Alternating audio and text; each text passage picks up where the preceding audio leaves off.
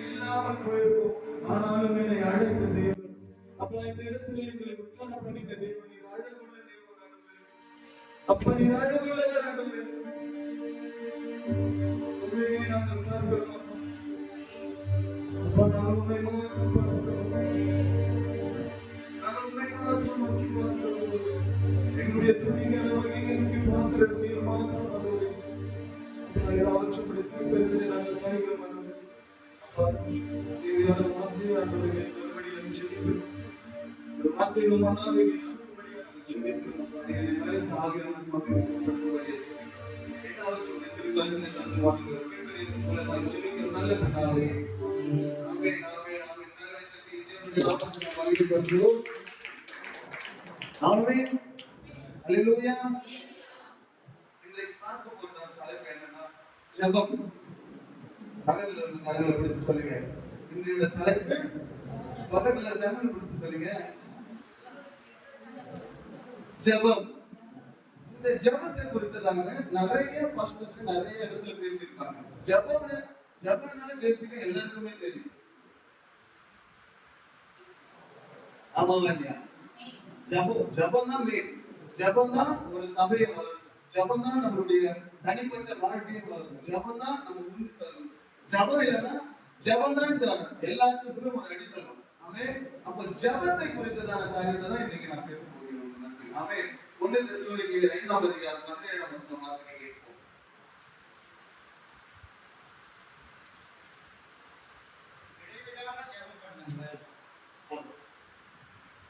இடைவிடாமல் ஜெபம் பண்ணுங்கள். இயேசு கிறிஸ்து நம்ம பார்த்து சொன்ன ஒரு காரியம் என்னன்னா, இடைவிடாமல் ஜெபம் பண்ணுங்கள். அவரே இடைவிடாமல் ஜெபம் பண்ணுங்கள் என்று நம்ம பார்த்து சொல்லுவோம். ஏன்னா ஆண்டவர் வனாந்திரத்துல, அதாவது அதிகாரிகள் வனாந்திரத்துல போய் ஜெபம் பண்ணாரு, மத்தியான வேளையில ஜெபம் பண்ணாரு, இரவு வேளையில ஜெபம் பண்ணாரு.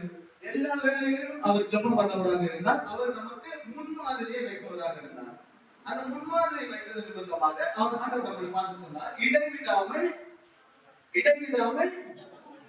ஆண்டவர் இந்த வார்த்தைகள் நம்ம இடத்துல தெளிவா பேசுறார்.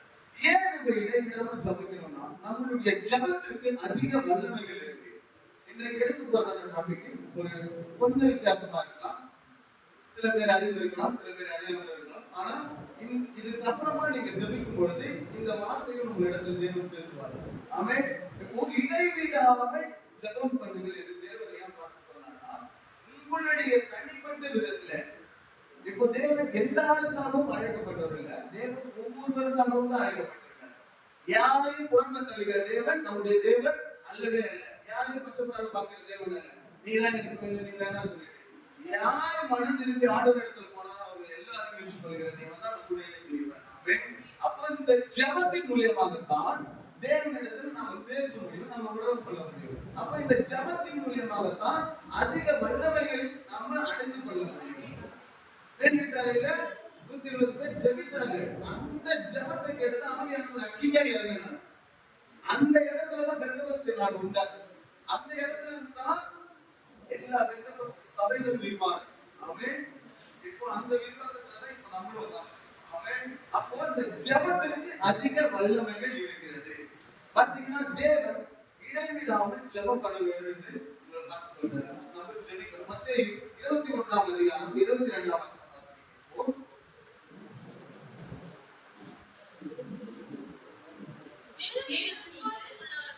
மேலும் விசுவாசம் உள்ளவர்களாய் ஜெபத்திலே எவைகளை கேட்பீர்களோ அவைகளை எல்லாம் பெற்றுக்கொள்வீர்கள் என்றார். அப்போ முதலாவது என்ன வேணும்னா, ஜெபத்திற்கு அடித்தளமான விசுவாசம் நம்ம இடத்துல வேண்டும். ஜெபம் பண்ணிடுவோம், ஜெபம் அதிக நேரம் பண்ணுவோம், விசுவாசமே இல்லாம நம்ம ஜெபித்தோம்னா அந்த ஜெபத்திற்கு பலன் இல்லவே இல்லை. ஆமென். இது நம்மளுடைய வாழ்க்கையில் நடந்தே தீரும் என்ற விசுவாசம் முதலாவது இருக்கணும். ஜெபத்துல நம்ம ஜெபிக்கிற ஜெபம் அதுல ஒரு உறுதி இருக்கணும். ஜெபிக்கிற ஜெபத்துல நம்மளுக்கு ஒரு அதிகாரம் இருக்கணும். ஜெபத்தோடைய பேஸ் எதுன்னு பார்த்தா என்னன்னு, விசுவாசம். நம்ம ஜெபிக்கிறோம், என்ன ஜெபிக்கிறோம், எதுக்காக ஜெபிக்கிறோம்னு சொல்லிட்டு நமக்கு தெரியாம இருக்குன்னா அந்த ஜெபம் கேட்கப்பட மாட்டாது. அப்ப ஜெபத்திற்கு அடித்தளம் என்னதுன்னா விசுவாசத்தோடு நம்ம ஜெபிக்க வேண்டும். விசுவாசத்தோடு எவைகள் எல்லாம் கேட்பீர்களோ அவைகள் எல்லாம் பெற்றுக்கொள்வீர்கள். வசனம் தெளிவாக சொல்கிறதா? அப்போ சில நேரங்களில் நம்முடைய ஜெபங்கள் ஏன் கேட்கப்படல? சில நேரங்கள்ல வேண்டாத காரியத்துக்கு நம்ம ஜெபித்தோம்னா அந்த ஜெபம் கேட்கப்படாது. நீதிமொழிகள் 15ஆம் அதிகாரம் 29ஆம் வசனம் வாசிக்கிறோம்.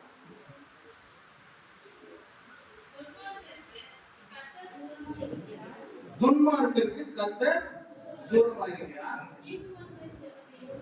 நீதிமான்களின் ஜெபத்தையும் கேட்கிறார். அப்ப முதலாவது தேவன் துன்மார்க்கரின் ஜெபத்தை கேட்கிறதில்லை, நீதிமான்களின் ஜெபத்தை தான் கேட்கிறாரு. சில பேர் பாத்தீங்கன்னா வேண்டாத காரியத்துல ஜெபிச்சுட்டு இருப்பாங்க. வேண்டாததுன்னு வேணாம், சபித்து ஜெபிப்பாங்க. எத்தனை பேர் பார்த்திருக்கீங்க? ஒரு யூடியூப்ல ஒரு சிஸ்டர் வந்து நாங்க ஜெபிச்சாங்க. அதை நீங்க பார்த்து உங்களுக்கு தெரியும்.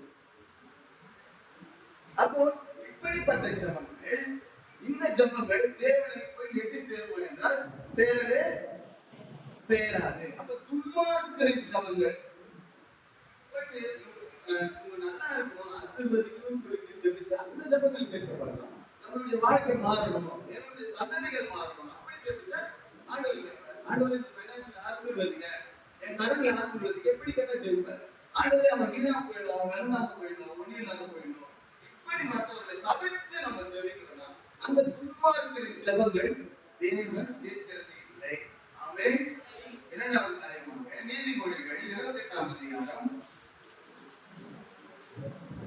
9ஆம் வசனம்.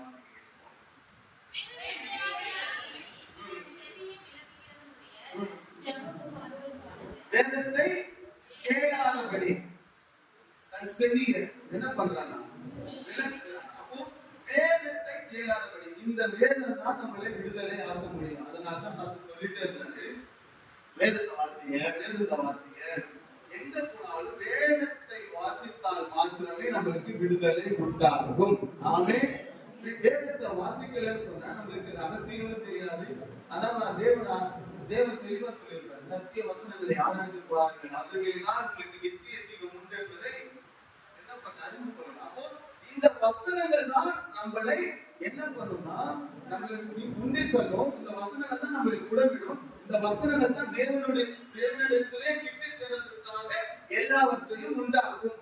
ஒண்ணுமே தெரியாம போயிட்டு நான் ஜெபிக்கிறாண்டவரே, நான் ஜெபிக்கிறாண்டவரே, நான் ஜெபிக்கிறாண்டவரே, ஜெபிக்கிறாண்டவரே, எதுக்காக ஜெபிக்கிறது போய் கேள்விப்பாருங்க. சில பேர் ஜெபிக்கிறப்பா, எதுக்காக நான் ஜெபிக்கிறேன், அதான் நான் ஜெபிக்கிறேன், இப்படி சொல்லிட்டு போறோம். அப்போ அந்த ஜெபங்கள் ஒரு நாள் கேட்க பண்ணவே பண்ணாது. ஏன்னா காரணமே இல்லாம எதுக்காக ஜெபிக்கிறேன்னு சொல்லலாம். ஆண்டவரே பார்த்து எதுக்காக மாறி பிரேயர் பண்றேன் தெரியல அப்படின்னு சொல்லிட்டு கேட்க கூடும் சில நேரங்கள். அப்போ இங்க பாத்தீங்கன்னா வேதத்தை கேளாதபடி விளக்குகளுடைய ஜபத்தை,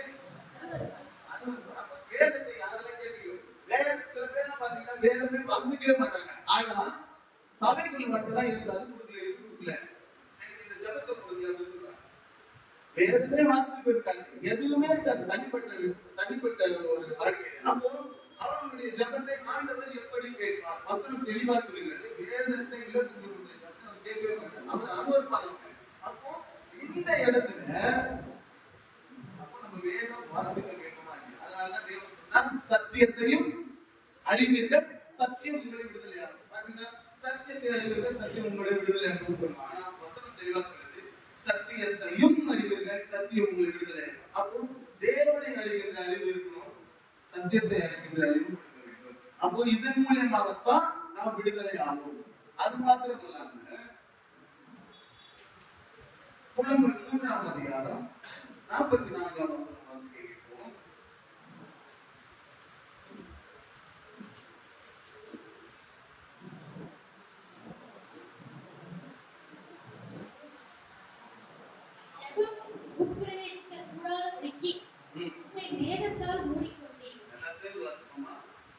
ஜெபம் எல்லாம் சேர்ந்து சொல்லுங்க. ஜெபம் உட்பிரவேசிக்க கூடாதபடிக்கு உம்மை மேகத்தால், ஏன் ஒரு மேகத்தால் மூடிக்கொள்ளும்? ஜெபமே உட்பிரவேசிக்க கூடாதபடிக்கு அவரே மேகத்தால் மூடிக்கொள்கிறார். ஒரு சில ஜெபங்களுக்கு ஆண்டவர் பதில் தருகிறது இல்லை. ஆண்டவரே என்ன பண்றாருன்னா மேகத்தால் மூடிக்கொள்கிறார். மானமண்டலம் பொல்லாத செய்திகள் ஒரு சில நேரத்தில் நமக்கு ஜெபத்திற்கு எதிராக போராடும். அது யாருடைய ஜெபம்னா நீதிமன்றங்களுடைய ஜெபத்திற்கு. ஆனா துன்மார்க்கர்களின் ஜெபத்திற்கு தேவன் என்ன பண்றாருன்னா மேகத்தால் மூடிக்கொள்கிறவர்களாக இருக்கிறார். அந்த ஜெபங்கள் தேவனுடைய சன்னதியில போய் எப்படி சேரவே சேராங்க. எத்தனை பேருக்கு நான் சொல்றது புரியுது? அவன் எத்தனை பேர் விசுவாசிக்கிறீங்க? உங்களுடைய ஜெபங்கள் தேவனுடைய இடத்துல போய் விட்டு சேர வேண்டும். விசுவாசிக்கணும். எந்த சூழ்நிலை வந்தாலும் விசுவாசிக்கணும். ஒண்ணுமே இல்லாத சூழ்நிலை ஆண்டவர் இருக்கிறது தாங்க சொன்ன அவர் தருவார். ஏன்னா நம்ம ஆராதிக்கிற தெய்வம் நம்மளை தப்பு வைக்க வல்லவர். ஒன்றும் இல்லாத சூழ்நிலை தான் எல்லாத்தையும் உண்டாக்கிட்டே இருப்பார். மனுஷன் நம்மளை பார்த்து சொல்லுவான், உங்க கதையே முடிஞ்சுன்னு சொல்லுவான். ஆனா தேவன் நம்மளை பார்த்து சொல்வார், இங்கதானே உன்னை நாங்க வந்து உன்னுடைய கதையை ஆரம்பிக்கிறோம்னு சொல்லுவார். ஆமென். அப்போ தேவன் ஒரு நாளும் பொய் சொல்லுகிற தேவன் அல்ல. வெளிப்படுத்தின விசேஷம் 8ஆம் அதிகாரம் 3, 4, 5 வசனங்கள். 3ஆம் வசனம்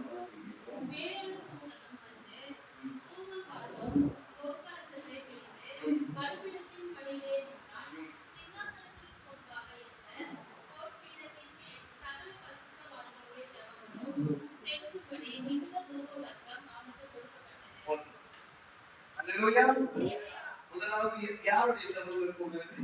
செம்மையான ஜெபங்கள் தான் கர்த்தருக்கு பிரியமா இருக்கு. நீதிமான்கள் ஜெபம் தான் அவரிடத்துல போய் கிட்ட செல்கிறது. அப்ப பரிசுத்தவான்களுடைய ஜெபம் தான் அவரை போயிட்டு அந்த உங்களுடைய ஜெபத்திற்கும் உங்களுடைய விண்ணப்பத்திற்கும் அவர் பதில் திரும்ப தருகிறவராக இருக்கிறார். சாதாரண துன்மார்க்கமா இருக்கிறவங்க, வசனத்தை கேளாத இருக்கிறவங்க, இவர்களுடைய ஜபங்கள் மற்றவங்க சபிச்சு பிரேக் பண்றவங்க, இவர்களுடைய ஜபங்கள் ஒரு நாள் கேட்கப்படவே இல்லை. அப்ப இந்த இடத்துல பாத்தீங்கன்னா வெளிப்படுத்தின விசேஷம் 8ஆம் அதிகாரம் 3ஆம் வசனத்துல வேறொரு தூதன் வந்து தூபப்பட்டு பொற்கலசத்தை எடுத்து பலிபீடத்தின் படியிலே இருக்கிறான். இந்த பலிபீடம் எங்க இருக்கு? பரலோகத்துல இந்த பலிபீடம் இருக்கு. இந்த பரலோகத்துல இந்த பலிபீடம் இருக்குன்னா முதலாவது மோசேக்கு ஆண்டவர் வந்து ஒரு ஆசிரியப்பு கூடாரத்தின் மாதிரியே இந்த பூமியில கொடுக்கிறார். எத்தனை பேருக்கு தெரியும் அந்த ஆசிரியப்பு கூடாரம்? ஆசிரியப்பு கூடாரம் ஆண்டவர் பரலோகத்தில் இருக்கிற அவருடைய ஆலயத்தை இங்க பரலோக பூமியில ஆண்டவர் அதே மாதிரி ஒரு கொடுக்கிறார். அந்த மாதிரியில வந்து முதலாவது இங்க என்ன வெளியே என்ன இருக்குன்னா பிரகாரம் இருக்கு. பிரகாரம் சொல்லுங்க, பிரகாரம். இரண்டாவது இடத்துல பார்த்தா பரிசுத்த ஸ்தலம். இங்க ஒரு இமேஜின் பண்ணிட்டு அப்படி முதலாவது இங்க பிரகாரம், இங்க பரிசுத்த ஸ்தலம், இங்க லாஸ்ட்ல வந்து மகா பரிசுத்த ஸ்தலம். இங்க பிரகாரம், இங்க பிரகாரம், இங்க பரிசுத்த ஸ்தலம், மகா பரிசுத்த ஸ்தலம். இப்ப இந்த பிரகாரத்துல இந்த கடைசில என்ன இருக்குன்னா இங்க ஒரு பலிபீடம், இந்த பரிசுத்த ஸ்தலத்துல இங்க ஒரு பலிபீடம். இந்த ரெண்டு பலிபீடம் ஆண்டவர் வச்சாருன்னா இங்க இருக்கிற ஒரு பலிபீடம் இருக்குங்களா, இது மரத்தினால செய்யப்பட்டு அதனுடைய மேல வந்து வெண்ட தகடுனால பூசப்பட்டு மூடப்பட்டு இங்க இருக்கிற பலிபீடம். இப்போ பரிசுத்த ஸ்தலத்துல ஒரு பலிபீடம். இந்த பலிபீடம் எதுக்கு பார்த்தீங்கன்னா இந்த பலிபீடம் வந்து மரத்தினால செய்யப்பட்டு பொன்னால, அதாவது பொன்னினால் மூடப்பட்டு, இது வெண்கலத்தினால் மூடப்பட்டிருக்கும், இது பொன்னினால மூடப்பட்டிருக்கும். இந்த பலிபீடம் எதுக்குன்னா வெளியில மற்றவருக்கு பலி செலுத்துவாங்க. ஆடையோ இல்ல மாடு இல்ல காளைகளோ பலி செலுத்துவாங்க. இந்த இடத்துல தான் பலி செலுத்தும். இந்த இடத்துல தான் வெட்டணும். முதலாவது வெட்டும் போது அந்த ரத்தத்தை வழிபடும், அது சுற்றி வழிபடும். அப்ப இந்த இந்த அந்த சர்வ நம்பதிகளை அந்த பையர் எடுக்கிறாங்க வெட்டுறாங்க. இந்த இடத்துக்கு வந்து இந்த பரிசுத்த ஸ்தலத்துல வைப்பாங்க சுத்தமா. அப்போ சுத்தம் வைக்கும் பொழுது பரிசுத்த ஆவியானவர் அதை என்ன பண்ணுவாங்க? பரிசுத்தம் பண்ணுவாங்க. அப்போ இந்த இடத்துல வைக்கிற பலிபீடம் வேற, இந்த இடத்துல வைக்கிற பலிபீடம் வேற. அப்ப இந்த இடம் என்ன? இந்த இடம் என்ன இடம்? பிரகாரம். சொல்லுங்க, பிரகாரம். இந்த இடம், இந்த இடம் மகா பரிசுத்த ஸ்தலத்துல தான் என்ன இருக்குன்னா ஆண்டவருடைய உடன்படிக்கை. அப்ப இந்த இடத்துல பாத்தீங்கன்னா இது வந்து அந்த பலியை வந்து வெட்டும் பொழுது அந்த துண்டுகளை எடுத்து இந்த இடத்துல வைக்கிறாங்க. இப்படி ஒரு மாதிரியை தான் தேவன் பரலோகத்துல வைத்திருக்கிறவராக இருந்தார். அப்போ ஒரு தூதன் என்ன பண்றாங்கன்னா தூதன் வந்து தூவக்காட்டு பொற்கலசத்தை பிடித்து பலிபீடத்தின் படியிலே வைக்கிறார். இந்த பலிபீடத்தின் படியில வந்து ஆண்டவருக்கு முன்பதாக தூவக்காட்டு பொற்கலசம், இந்த தூபம் பார்த்திருக்கீங்களா? இந்த மாதா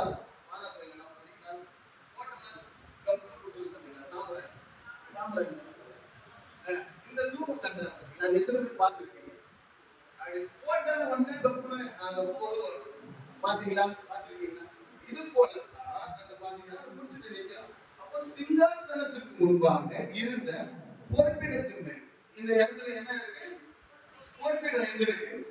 அப்போ தேவனுடைய உடலா இருக்கு, தேவனுடைய பரிசுத்த ஸ்தலத்துல தான் இருக்கு. அப்போ இந்த இடத்துல சகல பரிசுத்தவான்களுடைய ஜெபங்களோடு செலுத்தும்படி மிகுந்த தூபவர்க்கம் அவனுக்கு கொடுக்கப்பட்டது. அல்லேலூயா, அல்லேலூயா.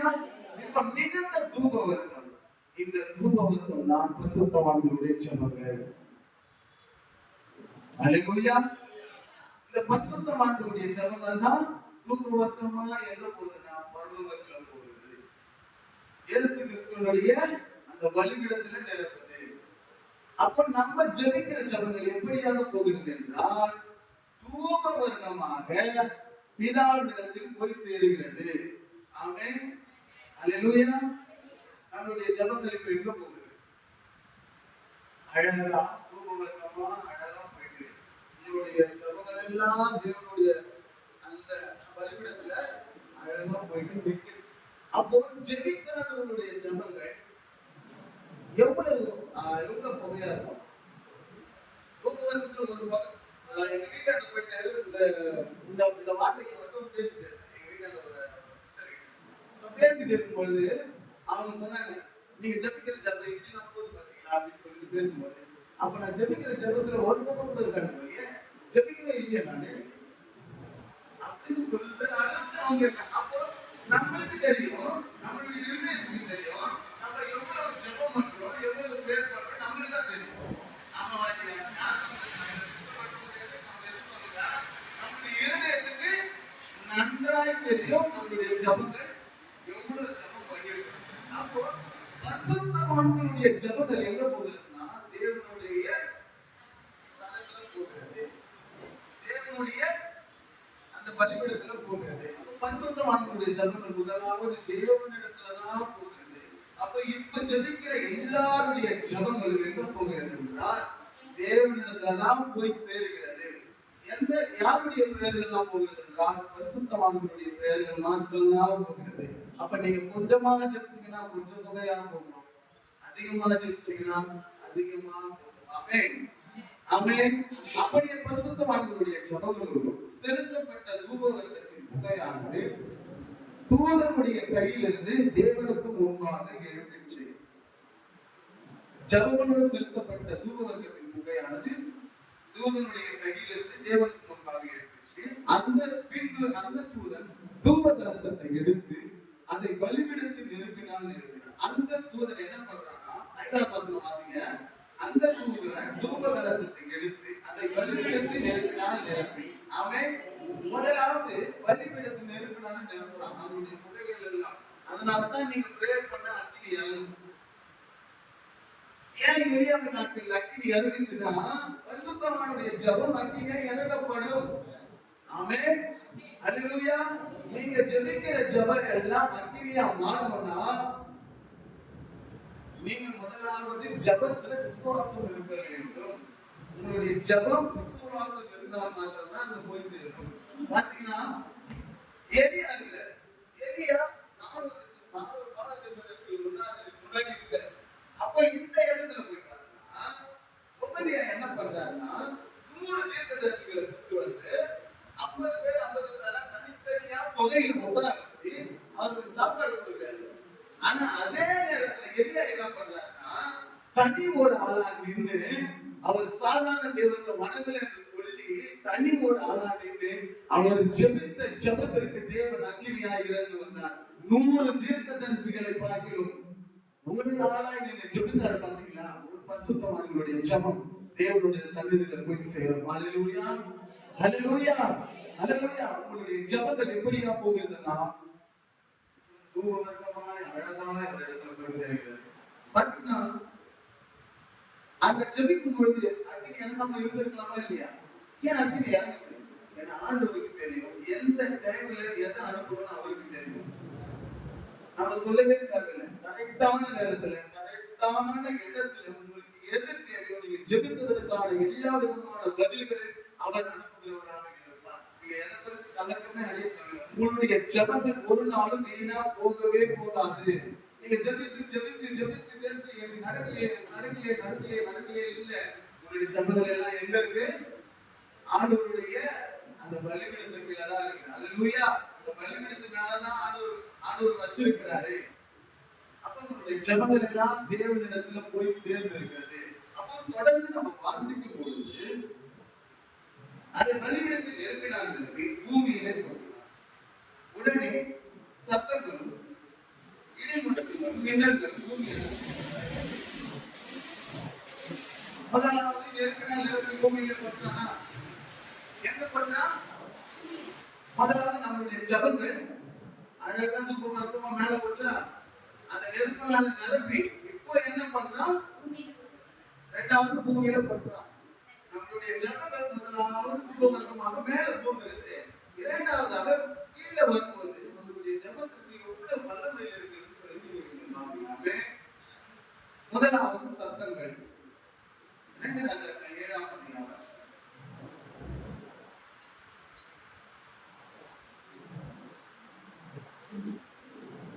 ஒன்றிலிருந்து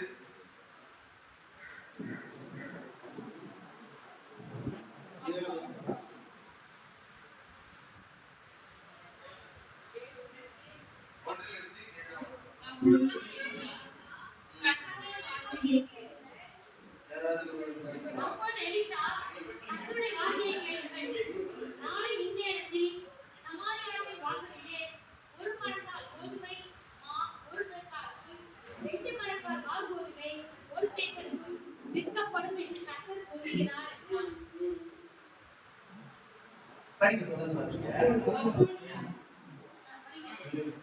அப்பொழுது ராஜாவுக்கு கையாக இருக்கிற பிரதானிகள் தேவனுடைய மனுஷனுக்கு விரோதமாக, இதோ கர்த்தர் வானத்திலே மழைகளை உண்டாக்கினாலும் இப்படி நடக்குமா என்றார். அதற்கு அவர், உன்னுடைய கண்களினாலே அதை காண்பாய், ஆனாலும் அதிலே சாப்பிட மாட்டாய் என்றார்.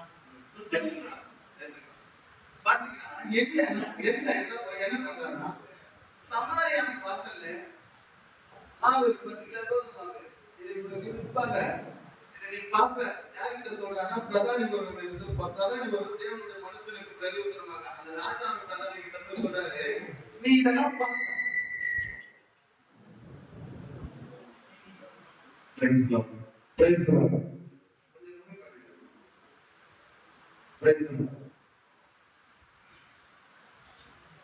பிரதானி ஒரு இடத்துல போய் சொல்றாரு. என்ன சொல்றாருன்னா, நீ இதெல்லாம் பார்ப்ப, ஆனா நீ அனுபவிக்க மாட்டேன். அதுக்கு அவன் சொல்றான், கர்த்தர் வானத்தின் மதகுகளை உண்டாக்கினாலும் இப்படி நடக்குமோ அப்படின்னு சொல்லிட்டு அவன் கேட்கிறான்.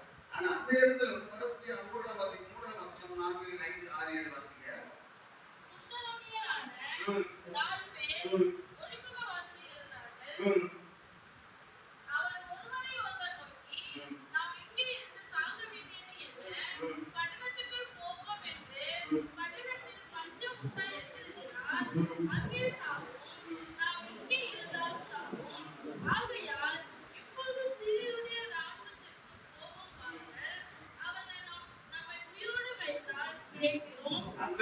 சாவும் எங்க இருந்தாலும் சாவும் அவங்களுடைய ராணுவத்துல போயிட்டு சேர்ந்துக்கலாம் சொல்லிட்டு அந்த ஊர்ல இருக்கிறவங்க சொல்றாங்க. அப்ப தொடர்ந்து வாசிங்க. நம்மை கொன்றாலும் சாகிறோம் என்று சொல்லி சீரியருடைய ராணுவத்திற்கு போக இருட்டோடு எழுந்திருந்து சீரியருடைய பாளையத்தின் முன்னணியில் வந்தார்கள். அங்கே ஒருவரும் இல்லை. ஆண்டவர் சீரியரின் ராணுவத்திற்கு ரதங்களின் இறைச்சலையும் குதிரைகளின் இறைச்சலையும் மகா ராணுவத்தின் இறைச்சலையும் கேட்க பண்ணினதினால். யார் கேட்க பண்ணினாரு? தேவனே கேட்க பண்ணினார். முதலாவது ஆண்டவர் சீரியரின் ராணுவத்திற்கு ரதங்களின் இறைச்சலையும் குதிரைகளின் இறைச்சல்களையும் மகா ராணுவத்தின் இறைச்சலையும் கேட்க பண்ணினதினால் அவர்கள் ஒருவர் நோக்கி, இதோ நம்மிடத்தில் போருக்கு வர இஸ்ரவேலின் ராஜா இயற்கையின் ராஜாக்களையும் எகிப்தின் ராஜாக்களையும் நமக்கு விரோதமாக கூலி கொடுத்தான் என்று சொல்லி இருட்டோடு எழுந்திருந்து ஓடி போய் தங்கள் கூடாரங்களையும் தங்கள் குதிரைகளையும் தங்கள் கழுதைகளையும் தங்கள் பாளையத்தையும் அவர்கள் இருந்த பிரகாரமாக விட்டு தங்கள் பிராணன் மாத்திரம் தப்பும்படி ஓடி போனார்கள். ஆண்டவர் சீரியரின் ராணுவத்திற்கு ரதத்தின் இறைச்சலையும் அங்க இருக்கிற எல்லா இறைச்சலையும் உண்டு பண்ணியது நிமித்தமாக என்ன பண்றாங்கன்னா, இருட்டோட இருந்தா எழுந்து ஓடி போறாங்க. அது மாத்திரம் இல்ல, நம்முடைய பிராணம் மாத்திரம் தப்பும்படி, அதாவது தன்னுடைய உயிர் மாத்திரம் தப்புனா போதும் கேட்கிறவங்க எழுந்து ஓடி போறாங்க. எந்த சத்தத்தை கேட்டு? ராணுவத்தின் சத்தங்கள். அப்ப அந்த காலத்துல பாத்தீங்கன்னா மரத்தினாலதான் அந்த ரவுண்டா சக்கரங்களா இருக்கும். மரத்தினால பெரிய பெரிய மரத்தினால ராணுவங்கள் அந்த ரதங்கள் எல்லாம் இப்படியாக இருக்கின்ற ரதங்களின் சத்தங்களை கேட்டு அவங்க நம்முடைய ராணுவ உயிர் மாத்திரம் தப்பினால் போதும் என்று ஓடுகிற அளவுக்கு சத்தத்தை ஆண்டவர் உண்டாக்கினார். ஒரே ஒரு இடத்துல மாத்திரம். அப்போ இந்த இடத்துல ஒரு தூதன் வந்து பூமியிலே நம்மளுடைய பரிசுத்தவான்களுடைய ஜபத்தை கொட்டும் பொழுது முதலாவது சத்தங்கள் ஒரு இடத்துல கேட்டதை கேட்டு எல்லாரும் உயிர் தப்பினா போதும் ஓடலாம். ஆனா இந்த இடத்துல பூமி முழுவதுமாக கொட்டப்படும் பொழுது அந்த சத்தத்தை கேட்டு ஒரு நாள் இருக்க முடியுமா? மகா சத்தமா இருக்கும். அந்த சத்தம் எப்படி உருவானது? பரிசுத்தவான்களுடைய ஜபத்தின் மூலியமாக. அப்ப உங்களுடைய ஜபத்திற்கு எவ்வளவு வல்லமைகள் இருக்கு. உங்களுடைய ஜபம் தான் ஆண்டவரிடத்துல போய் சேர்க்கிற ஒரு வாய்க்கால். உங்களுடைய ஜபம் தான் எல்லா விதத்திலும் ஒரு அதிகாரத்தை உண்டு பண்ணுகிற ஒரு வாய்க்கால். அப்ப உங்களுடைய ஜபங்கள் ஒரு நாள் வீணா போகவே போகல. மக்கள் சொல்லுங்க, உங்களுடைய ஜபங்கள் வீணாக போகவில்லை. சந்தோஷமா சொல்லுங்க. சந்தோஷமா சொல்லுங்க, உங்களுடைய ஜெபங்கள் வீணாய் போகவே போகாது. தொடர்ச்சியா வாசிக்கிறோம். சங்கீதம் 29ஆம் அதிகாரம்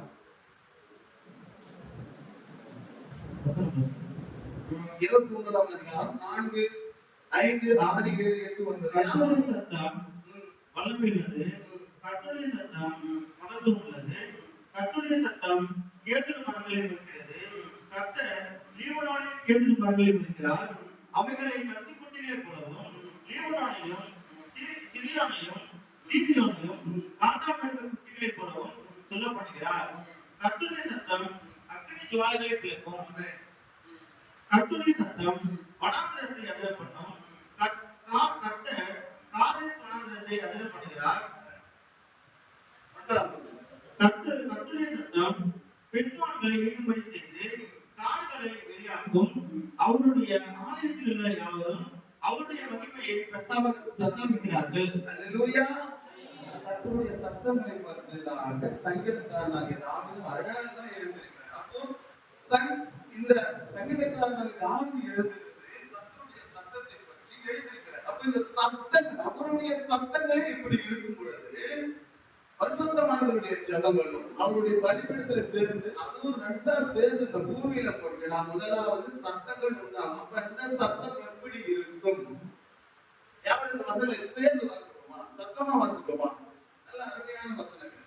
29ஆம் சங்கீதம் 4, 5, 6, 7, 8, 9 யாரும் சேர்ந்து வாசிப்போம். கர்த்தருடைய சத்தம் வல்லமை உள்ளது, கர்த்தருடைய சத்தம் மகத்துவம் உள்ளது, கர்த்தருடைய சத்தம் கேதுரு மரங்களை முறிக்கிறது. கர்த்தர் லீபனோனில் கேதுரு மரங்களை முறிக்கிறார். அவைகளை கன்றுக்குட்டிகளை போலவும் லீபனோனில் சீரியல் காண்டாமிருக குட்டிகளை போலவும் உள்ளப்படுகிறார். கர்த்தருடைய சத்தம் அக்கினி ஜுவாலைகளை பிளக்கும். கர்த்தருடைய சத்தம் வனாந்திரத்தை அதிர பண்ணும். கர்த்தர் காதேஸ் வனாந்திரத்தை அதிர பண்ணுகிறார். கர்த்தருடைய சத்தம் மான்களை ஈனப்படி செய்து காடுகளை வெளியாகும். அவருடைய ஆலயத்தில் உள்ள யாரும் அவருடைய மகிமையை பிரஸ்தாபிக்கிறார்கள். அல்லேலூயா. அவருடைய ஆலயத்தில் இருக்கிற நம்ம தான் அவருடைய மகிமையை பிரஸ்தாபிக்கிறோம். ஆமென், ஆமென். அப்போ அவருடைய சத்தமே இப்படி இருக்கும் பொழுது நம்மளுடைய படைத்த சர்வத்தையும் படைத்த சர்வலோகாதிபதியுடைய சத்தம் எப்படிப்பட்டதாக இருக்கிறது? வனாந்தரத்தையே அதிரம் பண்ணும், அக்கினி ஜுவாலையை பிளக்க பண்ணும் நம்மளுடைய ஆண்டவருடைய சத்தம். அப்படி வல்லமை உள்ள சத்தம் நம்மளுடைய ஜெபத்தின் மூலமாக அந்த இடத்துல இருந்து பூமியில கொட்டப்படும் பொழுது அவருடைய சத்தம் நம்மளுடைய பரிசுத்தவான்களுடைய ஜெப சத்தங்கள் பூமியிலே கொட்டப்படும் பொழுது அந்த சத்தம் சாதாரண சத்தமா இருக்கவே இருக்காது. அல்லேலூயா. அப்ப உங்களுடைய ஜெபத்திற்கு வல்லமை இருக்கா இல்லையா? எத்தனை பேர் விசுவாசிக்கிறீங்க? உங்களுடைய ஜெபத்திற்கு அதிக வல்லமை இருக்கு விசுவாசித்தால் மாத்திரமே ஆண்டவருடைய மகிமையை நம்ம பார்க்க முடியும். நீங்க விசுவாசிக்கிறீங்களா? விசுவாசிக்கிறீங்களா? நீங்க பிரதர் எல்லாம் விசுவாசிக்கிறீங்க இல்லையா? ஆமென். அப்ப உங்களுடைய ஜெபத்திற்கு அதிக வல்லமை இருக்கிறது. பாருங்க, தனியால நீங்க ஜெபிச்சா ஜெபமே கேட்கப்படாதுன்னு சொல்லிட்டு யாரா சொன்னாங்க, நீங்க சொல்லுங்க என் ஜெபத்திற்கு என் அப்பா பதில் தருவார், என் ஜெபத்திற்கு உடனே தருவார் என்ற நிச்சயம் உங்களிடத்தில் இருக்க வேண்டும். அல்லேலூயா.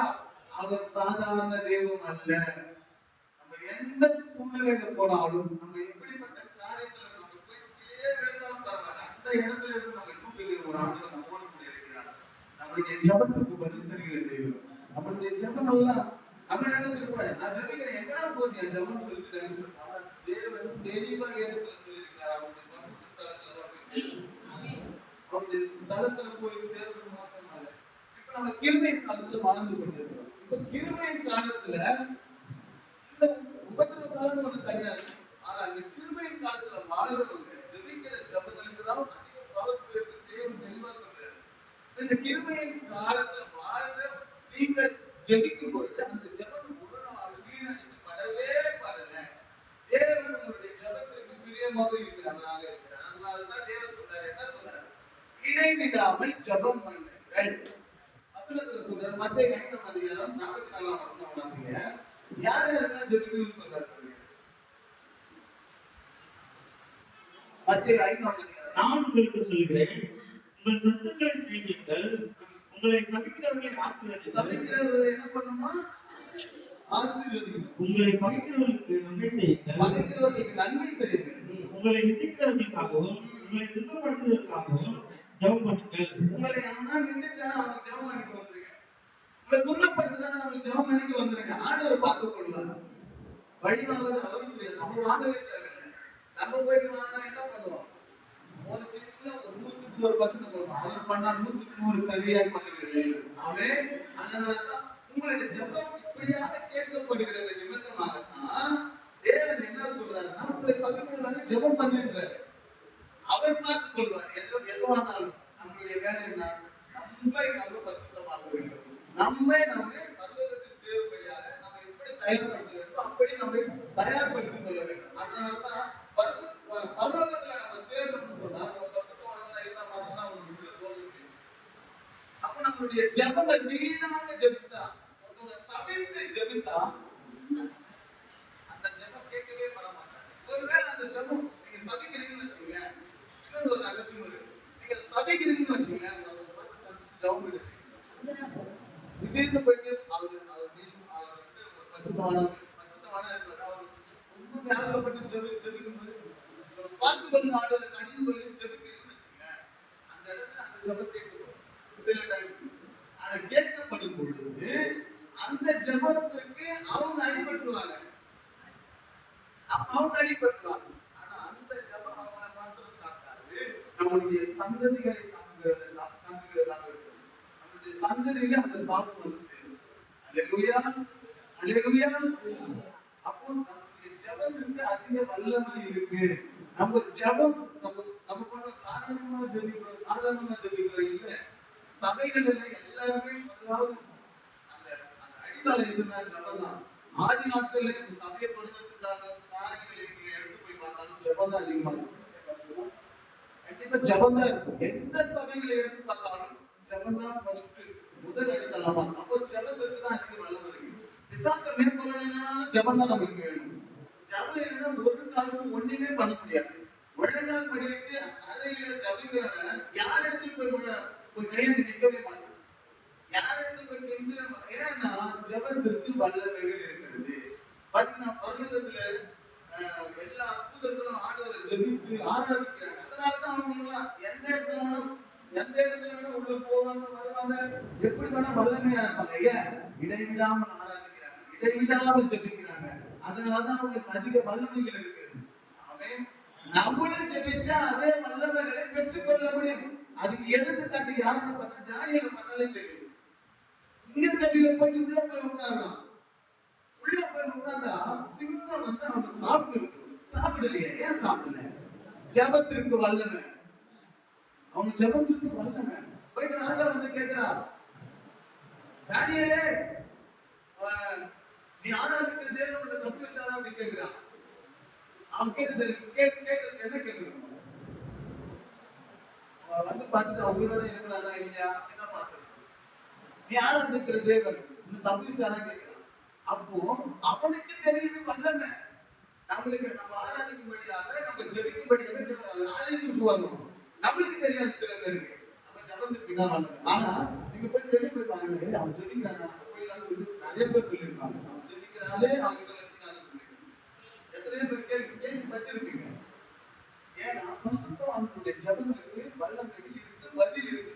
ஒரு சில காரியத்துல ஒரு சில நேரத்துல உடனே பதில்கள் கேட்கப்படும். ஒரு சில நேரத்துல கொஞ்சம் தாமதமாகும். ஆனா தாமதமானாலும் தரமான நன்மைகளை தான் அவர் உங்களுக்கு செய்வார். ஒன்றை குறைபடாம எதுலையுமே ஒரு 100% வச்சுக்கேன், அதுல 70% தான் உங்களுக்கு தரணும். அப்படிலாம் கிடையாது. 100% அவங்களுக்கு தரணும். அப்ப முதலாவது என்ன நடக்குதுன்னா, பூமியில கொட்டப்படும் பொழுது முதலாவது சத்தங்கள், மகா சத்தங்கள் உருவாகுது. இந்த சத்தத்தை ஒரு வேளை கேட்க முடியுமா பார்த்தா வசனத்தின் ஆதாரத்தின் படியாக எவ்வளவு பேர் எத்தனை அந்த காலத்திலே அந்த ரகங்கள் வந்து மரத்தினால செய்யப்பட்டிருக்கு. இப்ப இருக்கிற டெக்னாலஜி கூட ஒரு இந்த லைட் போன சட்டத்தை போய் தீர்வோம். இப்படிப்பட்ட ரகத்தின் சத்தங்கள், இந்த நாடுகளுக்கு சத்தங்களை நம்ம கேட்டோம்னா அந்த சத்தம் எப்படியாக இருக்கும். உங்களுடைய ஜபங்கள் இப்படியாக கொண்டு வருகிறது. இரண்டாவது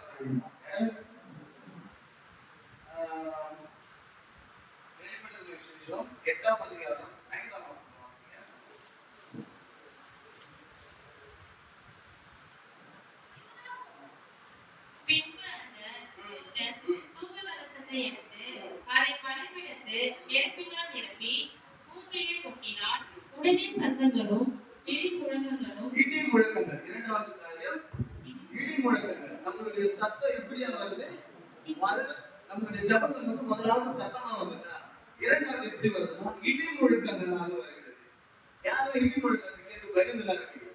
ஒரு சில பயங்கரமான இடி முழக்கம் இந்த ஊட்டி சைடு காஷ்மீர் சைடு ரொம்ப அதிகமா இடி முழக்கங்கள் வரும். அதெல்லாம் கேட்டு இந்த பூமியில இருக்கிற மொத்த பூமியில இந்த இடி முழக்கங்கள் சத்தங்கள் கேட்டுச்சுன்னா அந்த சத்தங்கள் எப்படி இருக்கும்? கொஞ்சம் சிரித்து பாருங்க.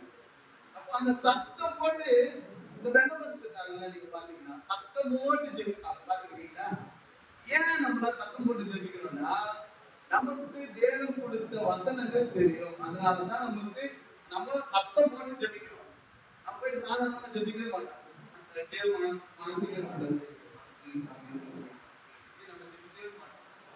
மனசுல சத்தம் போட்டு தான் ஜெபிப்போம். யாருன்னா அந்த பெந்தகோஸ்து யாரா இருந்தாலும் சத்தம் போட்டு தான் ஜெபிப்பாங்க. ஆண்டவரே நீங்க இறைவனை வாருன்னு தான் ஜெபிப்பாங்க. ஆண்டவரே நீங்க நீதியை செய்யும். ஆண்டவரே எனக்கு ரட்சிப்பை தாரும். இப்படியாக சத்தம் போட்டு எவ்வளவு சத்தம் போட முடியுமோ அந்த அளவுக்கு சத்தத்தை போட்டு இறக்குவாங்க. ஏன் இந்த சத்தம் போடுறாங்கன்னா இப்படியாக இடி முழக்கங்களின் சத்தங்கள் இந்த பூமியிலே நம்முடைய பரிசுத்தமானவர்களுடைய ஜபங்கள் இந்த பூமியிலே வருகிறது. அப்போ இந்த பரிசுத்தமானவர்களுடைய ஜபங்கள் இந்த பெந்தகோஸ்து ஆட்களுடைய ஜபங்களை பார்த்தா இந்த பிசாசானவன் என்ன பண்றான்னா வஞ்சிக்கிறவனா இருப்பான். இவன் ஜெபிச்சா எல்லாம் நடக்குமே, இவனை தூங்க பண்ண வைப்போம். என்ன பண்ண வைப்போம்? தந்திரமா பார்ப்பான். இவன் ஜெபிச்சா காரியம் நடக்கும். இவன் ஜெபிச்சா இடி முழக்க சத்தம் கண்டிப்பா வரும். இவன் ஜெபித்தா அக்கினி இறங்கும். இவன் ஜெபித்தா பதில் வரும். அதனாலதான் பிசாசு பார்த்துட்டே இருப்பான். இவனை தூங்க வச்சு சொல்லிட்டு சில டைம் தந்திரமா இருக்கும். ஆனா அந்த வசனங்களை நாம் அறிந்து கொண்டோமானால், சத்திய வசனங்களை நாம் அறிந்து கொண்டோமானால் இந்த பிசாசை நாம் புறம்பே தள்ளுவதற்கு ஆமென் ஆமென். எதோட விசுவாசிக்கிறீங்க? உங்களுடைய ஜபங்கள் கேட்கப்படும். நீங்க மனசுல உறுதியா நினைக்கணும். உங்களுடைய ஜபங்களுக்கு அதிகாரம் உண்டு. சாதாரணமா ஜெபிக்காதீங்க. அதிகாரத்தை கைவிடுங்க. பாத்தீங்கன்னா ஆண்டவர் மரித்து 3 நாள் இருந்தார் பாத்தீங்களா? இந்த 3 நாள் ஆண்டவர் என்ன செய்தார்? இந்த 3 நாள் 3 காரியத்தை செஞ்சார். அதுல ஒரு காரியம் என்னன்னா பிசாசின் தலையை நசுக்கி பிசாசு கிட்ட இருக்கிற மரணத்துக்கும் பாதாளத்துக்கும் உள்ள திறவுகோலை கையில பிடித்துக் கொண்டு அந்த திறவுகோல்னு சொன்னாங்க பாத்தீங்களா? இந்த திறவுகோல் என்பது என்ன? சாவிக்குரிய விதத்துல என்னன்னு பார்த்தா அது வரும் அதிகாரம். ஆமென் ஆமென். ஆவிக்குரிய விதத்துல அதிகாரம். அப்போ பிசாசின் தலையை முதலாவது அவர் நசுக்கி மரணத்திற்கும் பாதாளத்திற்கும் திறவுகோலை கரத்துல பிடிங்கிக் கொண்டு யார் இடத்துல வந்து கொடுத்தார் தெரியுங்களா? அவர் பர்வதத்திற்கு ஏறுவதற்கு முன்பதாக நம்மளிடத்துலதான் கொடுக்கிறார். ஆமென். அதனாலதான் வசனம் மத்தியில சொல்லுவாங்க, நீங்க நாமத்தின் நிமித்தமாக யாரை துரத்துறீங்க? பிசாசுகளை. பழைய ஏற்பாட்டில் 15 வசனங்கள் இருக்காது. ஆமாவா இல்லையா? அப்போ பிசாசுகளை துரத்துகிற அதிகாரத்தை உங்களுடைய கருத்துல தான் ஆண்டவர் தந்திருக்காரு.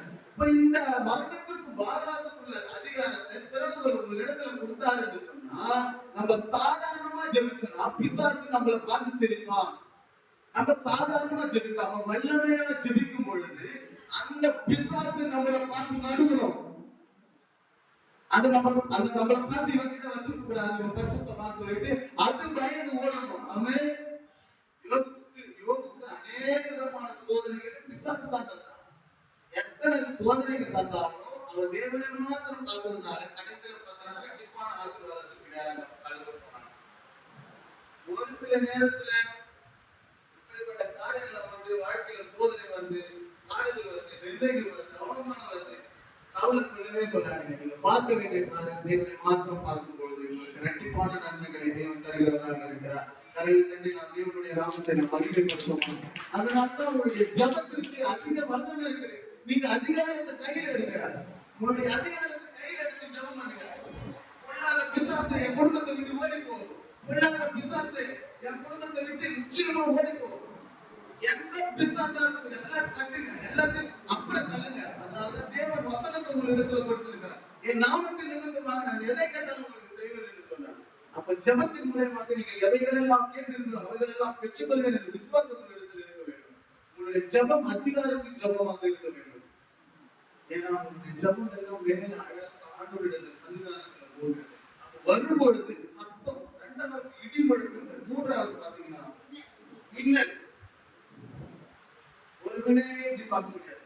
கண்ணு கேட்டு கண்ணுனா என்ன, கண்ணு தெரியாம போயிடுவாங்க.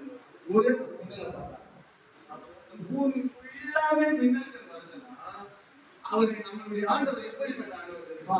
எந்த மனுஷனையும் பிரகாசிப்பிக்கிற மெய்யான ஒளி. யாரா இருக்கட்டும், சிறியவனா இருக்கட்டும், பெரியவனா இருக்கட்டும், எளியவனா இருக்கட்டும், யாராக இருந்தாலும் சரி, குட்டையா இருக்கட்டும், நெட்டையா இருக்கட்டும், கருப்பா இருக்கட்டும், வெள்ளையா இருக்கட்டும், யாராக இருந்தாலும் எந்த மனுஷனையும் பிரகாசிப்பிக்கிற மெய்யான ஒளி உங்களிடத்துல வரும்போது நீங்கள் எப்படி இருப்பீங்கன்னு பாத்தீங்கன்னா, உலகத்திற்கு வெளிச்சமாக இருப்பீர்கள். நாங்கள் உங்களிடத்துல இருள் இருக்கவே இருக்காது. அவர் இருக்கிற இடத்தில் இருளானது மறைக்கப்படும். அப்போ ஆவியானவர், நிறைவான ஆவியானவர் உங்களிடத்துல வரும்பொழுது நீங்க எப்படி இருப்பீங்கன்னா ஒளியாக இருப்பீங்க. அப்போ உங்களுடைய பரிசுத்தவான்கள், அதாவது உங்களுடைய ஜெபங்கள் எப்படியாக கொட்டப்படுகிறது பார்த்தா இந்த மின்னலை போல இந்த பூமியிலே கொட்டப்படுகிறது. அவன் அப்போ உங்களுடைய ஜெபங்களுக்கு அதிக வல்லமைகள் இருக்கு. ஒரு மின்னலை பார்க்கறதுலே நம்மளால முடியாது. பூமி ஃபுல்லா பூமியிலே கொட்டிடலாம். வசனம் தான் சொல்லுது, ஒரு இடத்துல கொட்டலாம் சொல்லுது, பூமியிலே கொட்டிடலாம். அப்போ இந்த பூமி முழுவதுமாக உங்களுடைய ஜெபங்களை கொட்டும் பொழுது முதலாவது சத்தங்கள், இரண்டாவது இடி முழக்கங்கள், மூன்றாவது என்னது மின்னல்கள். இதெல்லாம் யாருடைய ஜெபம்? உங்களுடைய ஜெபம், உங்களுடைய ஜெபம், உங்களுடைய ஜெபம், உங்களுடைய ஜெபம். அப்போ உங்களுடைய ஜெபத்திற்கு நீங்கள் ஜெபங்கள்லாம் ஏறெடுக்கும் பொழுது கண்டிப்பா ஆண்டவர் உங்களிடத்துல பேசுவாரு. உன் ஜெபம்லாம் இப்படி என்கிட்ட வருது சொல்லி கண்டிப்பா பேசுவாரு. அப்போ உங்களுடைய ஜெபத்துக்கு அதிக வல்லமைகள் இருக்கு. கடைசியாக பார்க்கும் பொழுது அதே வசனம் 8ஆம் அதிகாரம் 5ஆம் வசனம். பின்பு அந்த தூதன் தூப கலசத்தை எடுத்து அதை பணிபிடித்து நெருப்பினால் நிரப்பி பூமியிலே கொட்டினான். உடனே சத்தங்களும் இடி முழக்கங்களும் மின்னல்களும் பூமி அதிர்ச்சியும் உண்டாயின. கடைசியில என்ன ஆச்சா? பூமி அதிர்ச்சி உண்டாச்சு. பவுலும் சீலாவும் சிறைச்சாலையில் ஜெபித்தார்கள், துதித்தார்கள். எல்லாருக்குமே தெரியும் அந்த இடம் என்னவாச்சு? சிறைச்சாலையின் அஸ்திபாரங்கள் அசைந்தது. ரெண்டு பேர் ஜெபித்ததற்கு, ரெண்டு பேர் துதித்ததற்கு சிறைச்சாலையின் அஸ்திபாரங்கள் அதிர்ந்து போகுது. உலகத்தில் உள்ள மொத்த பரிசுத்தவான்களுடைய ஜெபங்களும் பூமியில கொட்டப்படும் பொழுது அந்த பூமி சாதாரண நிலையா இருக்குமா? அதான் வசனம் சொல்கிறது, பூமி அதிர்ச்சி. பூமியிலே இரண்டாம் மாற்றி போடுகிற தன்மை நம்மளுடைய ஜெபத்திற்கு உண்டு. அவன் நம்மளுடைய ஜெபம் வல்லமை இருக்கிறது. நம்மளுடைய ஜெபம் சாதாரணமான ஜெபம் அல்ல. நம்மளுடைய ஜெபத்திற்கு ஆண்டவர் பயங்கரமாய் பதில் தருகிற தேவன். ஒரு நாளும் அவர் பரிசுத்தவான்களின் ஜெபத்தை புறம்பே தள்ளுகிற தேவன் அல்ல.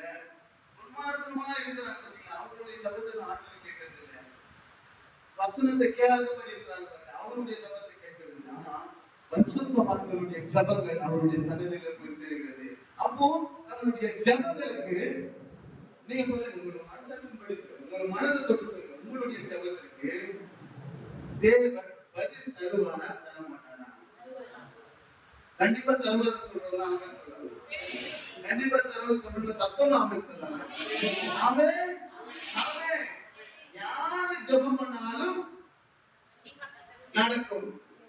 எந்த சூழ்நிலையில ஜெபம் பண்ணாலும். அதனாலதான் சங்கீதக்காரர் தாவீது தெளிவா சொல்வார், நான் பாதாளத்திலே படுக்கை அமைத்து போட்டாலும் தேவரின் நீர் அங்கே என்னோடு கூட இருக்கு. சுவாசம். நீங்க எந்த இடத்துல போயிட்டு ஜெபித்தாலும் தேவன் அற்புதத்தை செய்வார், தேவன் அடையாளத்தை செய்வார், தேவன் உங்களின் மூலியமாக தேவன் மகிமைப்படுகிறவராக இருப்பார். உங்களுடைய ஜெபத்திற்கு அதிக வல்லமைகள் இருக்கு. ஜெபம் ஜெபம் ஜெபம் ஜெபம் தான் எல்லாத்தையும் கட்டும். ஜெபம் தான் எல்லாத்தையும் மாறும். ஜெபம் தான் நம்மளுடைய குடும்பங்களை முந்தி நடத்தும். ஜெபம் தான் சபைகள் நடத்தும். ஜெபம் தான் சபையில் உள்ள எல்லாரையும் நடத்தும். அல்லேலூயா அல்லேலூயா. ஜெபம் இல்லாம எந்த சபையும் இருக்காது. அப்படி ஜெபம் இல்லாம நடக்குதுன்னு சொன்னா இப்ப இருக்கிற காலகட்டத்துல இந்த சாத்தானுடைய சபையில ஒண்ணு தொடங்கி இருக்காங்க. இவங்களுக்கு போய் பாத்தீங்கன்னா ஜெபம் இருக்காது. புஸ்தகமான வார்த்தைகள் தான். சொல்ற வார்த்தைகள் தான்.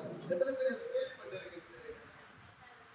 இங்கே பாஸ்டர் சில இடத்துல போய் பாத்தீங்கன்னா, அமெரிக்கா சொன்னீங்களா, இந்த அமெரிக்காவிலேயோ வெளிநாடுகளிலேயோ சில இடத்துல போய் பாத்தீங்கன்னா பாஸ்டர்கள் இல்ல, யூனிவர்சிட்டி சொல்லுவாங்க பாருங்க, ஒரு கம்ப்யூட்டர் இருக்கவங்க கம்ப்யூட்டர் போக காதுல வச்சு கேட்பாங்க பாத்தீங்களா, யூனிவர்சிட்டி சொல்லுங்க பாத்துருக்கீங்க. அது போல பாஸ்டர் கம்ப்யூட்டர் பாஸ்டர் சொல்லி உருவாக்கி நீங்க நேச்சுரல் போயிட்டு முதல் வசனத்தை சொல்லி நீங்க கேட்டு போயிடுங்க. இப்படி எல்லாம் உலகத்துல நடந்து கொண்டிருக்கு. அல்லேலூயா. இந்த வேத வசனங்கள் நம் இருதயத்தில் இருந்தால் மாத்திரமே நாம் சேர்த்துக் கொள்ள முடியும். இந்த வேத வசனத்தின் மூலமாக நாம் விசுவாசத்தோடு ஜெபத்தை ஏறெடுக்கும் போது அந்த ஜெபம் வல்லமையாய் தேவன் இறங்குகிறவராக இருக்கிறார். உங்களுடைய ஜெபங்கள் சத்தங்களாகவும் இடிமுழக்கங்களாகவும் எப்படி மின்னல்களாகவும் பூமி அதிர்ச்சிகளாகவும் பூமியில கொட்டப்படுவாமே, அப்ப உங்களுடைய ஜெபங்கள் ஒரு நாளும் வீணடிக்கப்படவே இல்லை. அவர் எல்லாவற்றும் கணக்கு வைத்திருக்கிற தேவனாக இருக்கிறார். கடைசியா லாஸ்ட் ஒன்று வெளிப்படுத்தின விசேஷம் 20ஆம் அதிகாரம் 1ஆம் வசனம் வாசிக்கிறேன்.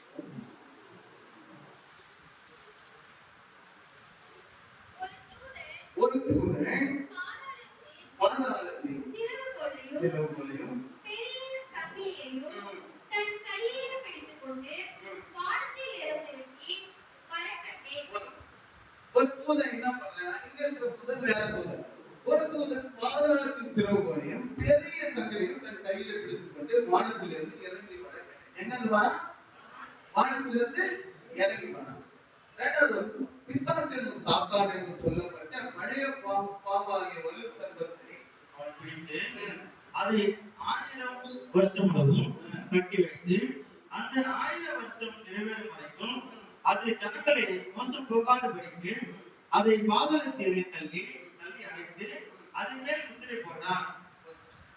இப்போ இந்த இடத்துல சாத்தான பெரிய சங்கிலி வச்சு யாரு கட்டுறாங்கன்னா ஒரு தூதன் கட்டுறான். அப்ப இந்த சங்கிலி எந்த சங்கிலி? பெரிய சங்கிலி குறிப்பிடப்பட்டிருக்கு. ஒரு தூதன் பாதாளத்தின் திறவுகோலையும் பெரிய சங்கிலியும் தன் கையில பிடித்துக்கொண்டு வானத்திலிருந்து இறங்கி வர. அப்ப பெரிய சங்கிலினா இந்த கப்பல்லாம் கட்டுவாங்க, பாத்தீங்கன்னா ரொம்ப பெருசா அந்த சங்கிலியா இல்ல இரும்புனால செய்யப்பட்ட சங்கிலியா? ஒரு இரும்புனால பிசாசை கட்ட முடியுமா? அல்லேலூயா.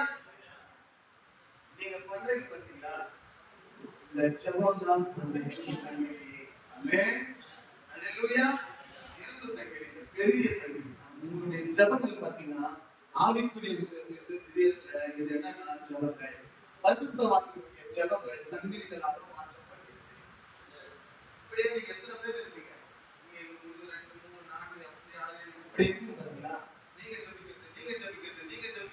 ஜெபிக்கிறது ஒவ்வொருவருடைய அந்த கோர்வையும் அப்படியே சங்கிலிகளாக மாற்றப்படுகிறது. ஒவ்வொருவருடைய ஜெபங்களும் அப்படியாக மாற்றப்படுகிறது. அப்போ பூமியில் உள்ள எல்லா பரிசுத்தவான்களுடைய ஜெபங்களும் சங்கிலிகளாக பெரிய சங்கிலிகளாக மாற்றப்பட்டது நிமித்தமாகத்தான் அந்த தூதன் கரத்துல பிடித்து கொண்டு வந்து ஒரு பெரிய, அதாவது முதல்ல இருந்தது பாத்தீங்களா அந்த சாத்தான், அந்த வருஷத்துக்கு சாத்தான் இருந்தது பாத்தீங்களா, அந்த சாத்தானை கட்டி வைக்கிறதற்கான சங்கிலியை அவன் கரத்திலே பிடித்து வந்தவனாக இருந்தான். அல்லேலூயா. உங்களுடைய ஜெபங்கள் எப்படியாக இப்ப வேலை செய்து பாத்தீங்களா?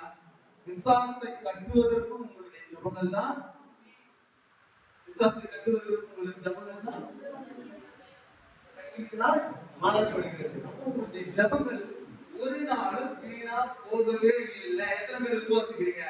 உங்களுடைய ஜெபங்கள் ஒரு நாளும் நிராகரிக்கப்படவே இல்லை. உங்களுடைய ஜெபத்திற்கு அதிக வல்லமைகள் இருக்கிறது. உங்களுடைய ஜெபத்திற்கு அதிக அதிகாரம் இருக்கிறது. அதனால தான் நீங்க ஜெபிக்கும் போது அதிகாரத்தை கையில் பிடித்தவர்களாய், அதிகாரத்தை கையில் எடுத்து என் அப்பா எப்படி மரணத்தை ஜெயித்தாரோ அப்படியே நான் மரணத்தை ஜெயிப்பேன் என்ற நிச்சயத்தோடு நீங்க ஜெபிக்கும் பொழுது அதுக்கு அதிக வல்லமைகளை நீங்கள் பார்ப்பீர்கள். ஆமென். ஆமென். ஆமென்.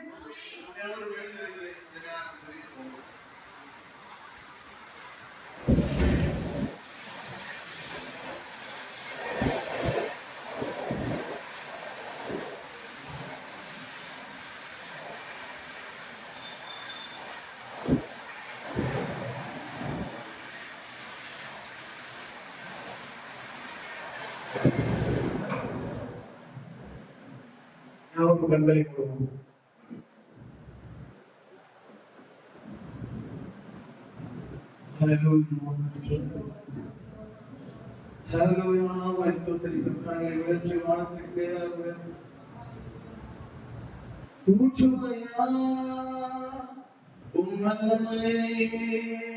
நான் தாகத்தோடு காத்திருக்கிறேன்.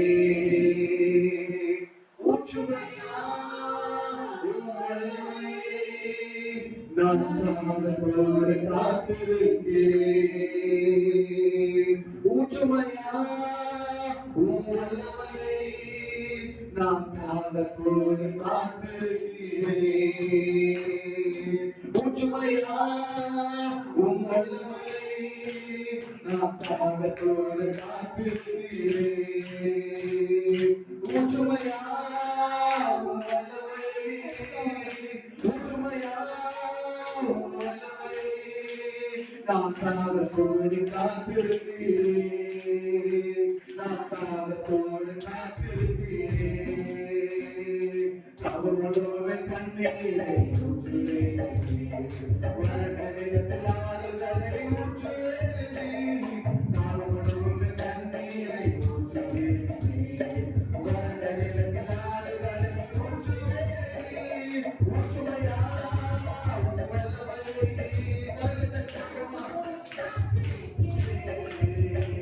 அப்பா